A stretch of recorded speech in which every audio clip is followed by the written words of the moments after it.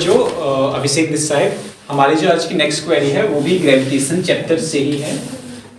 तो एक बार जल्दी से क्वेश्चन पढ़ते हैं एंड देखते हैं कि इस क्वेश्चन को कैसे हम सॉल्व कर सकते हैं। ठीक है, calculate the force of gravitation between the earth and sun. तो हमें क्या फाइंड आउट करना है? ग्रेविटेशन अर्थ और सन के बीच का मास दोनों का दिया हुआ है। अर्थ का मास हमें दिया हुआ है 6 × 10⁻24 kg, मार्क ऑन कर लेते हैं। एंड सन का दिया हुआ है 2 × 10⁻30 kg।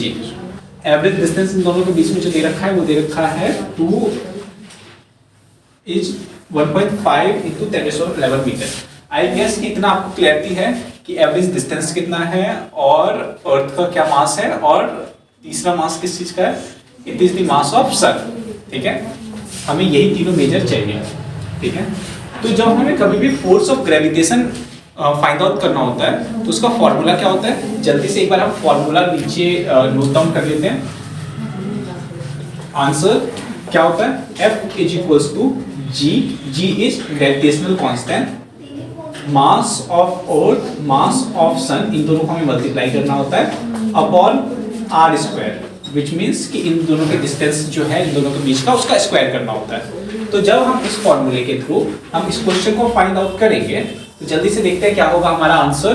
तो G पता होता है क्या है? G ग्रेविटेशनल कांस्टेंट है, तो जो गिवन है वो लिख लेते हैं 6.67 × 10⁻11 होता है। ठीक है, ये हर जगह पे सेम ही होता है, ऐसा नहीं होता है कि यहाँ पे अलग होगा वहां पे अलग होगा।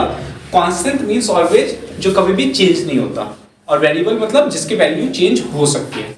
This is the basic difference जो हमें ध्यान रखना होता है।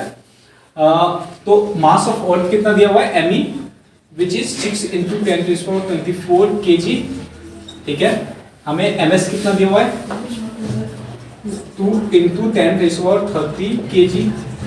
ठीक है, और हमें r क्या दिया हुआ है? r = 1.5 × 10⁻11 metre. ठीक है, दिस इज न्यूटन मीटर में ये होता है क्योंकि ग्रेविटेशनल कांस्टेंट हमेशा मीटर स्क्वायर में आता है। अब जल्दी से इसे अगर हम अपने वैल्यूज को हम फॉर्मूला में जब पुट करते हैं तो करके देखते हैं 6.67 × 10⁻11। ठीक है, इंटू मास ऑफ अर्थ कितना दिया हुआ है? 6 × 10⁻24 into mass of sun 2 × 10⁻30। Clear? Upon में हमें क्या करना है? आर को का स्क्वायर करना है। किसका स्क्वायर करना है? आर का। आर कितना है? 1.5 × 10⁻11। इसको हमें क्या करना है? स्क्वायर। जल्दी से देखो, अगर ये क्वेरी हमारे पास बार बार आ रहा है मतलब आपको इसी स्टेप में प्रॉब्लम है। ठीक है, हमें ये बात समझना पड़ेगा।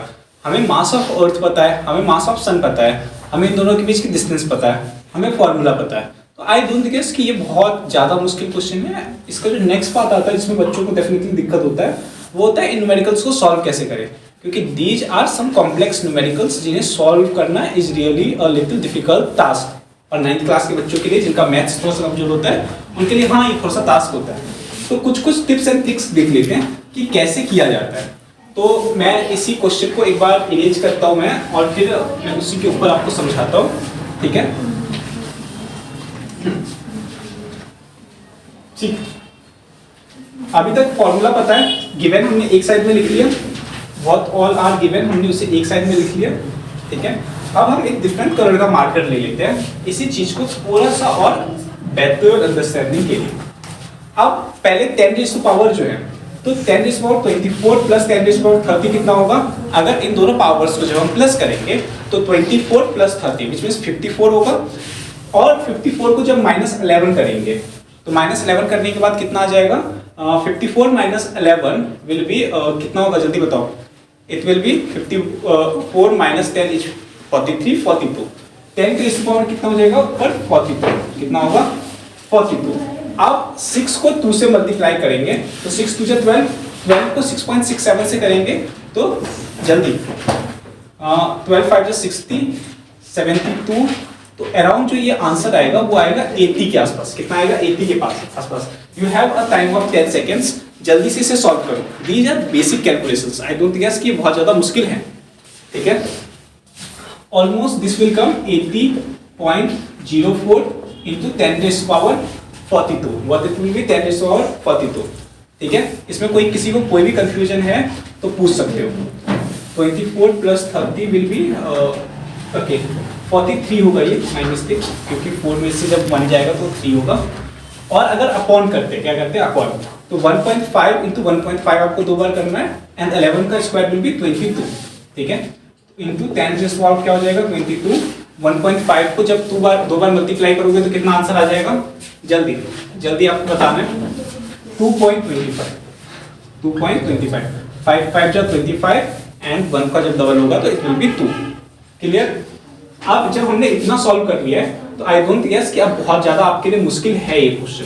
अब आप जब भी इन पावर्स को ऊपर ले जाओगे तो ये पावर्स क्या हो जाएगा, माइनस, क्या हो जाएगा, माइनस। माइनस में जैसे ये पावर चले जाता है उसके बाद हमें जल्दी से इस क्वेश्चन को सॉल्व कर लेना है।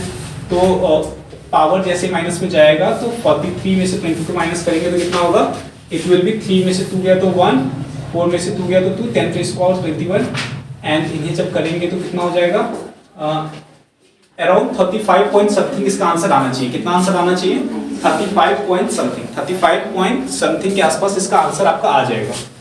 35.57 इंटू 10 रेज़ टू पावर 21, कितना ये, newton metre. So this is the final answer. तो आई गेस कि अगर इसमें भी ना आप कैलकुलेशंस को थोड़ा सा अगर स्मार्टली सॉल्व करते हो, कैसे सॉल्व करते हो, स्मार्टली, तो these questions are not very tough questions.